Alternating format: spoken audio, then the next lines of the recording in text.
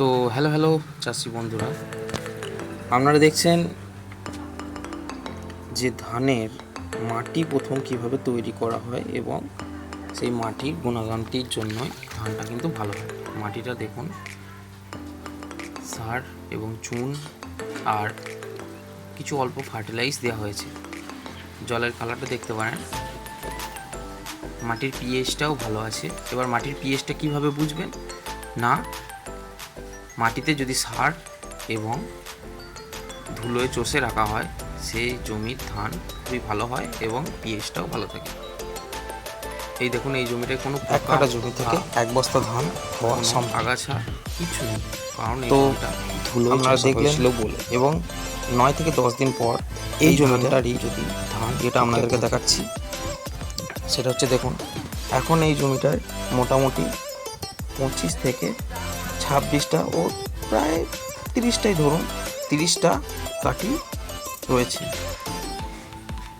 এই জমিটার পিএইচটাও কমে যাবে, কারণ হচ্ছে ধান গাছগুলো মাটি থেকে শোষণ করে তার সমস্ত রস বা পিএইচ বা তার গুণাগুণাতি সেগুলো শোষণ করে, তার জন্য পিএইচটা কমে যায়।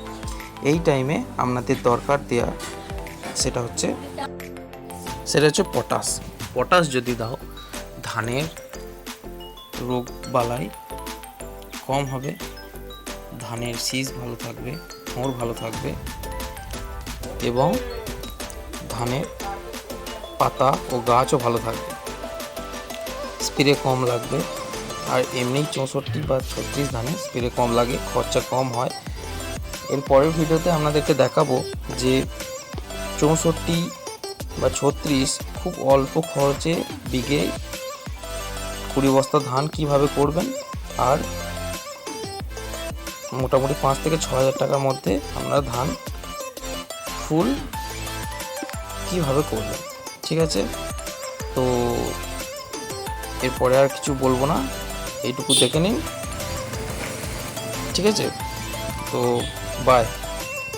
ঠিক আছে, ভালো থাকবেন।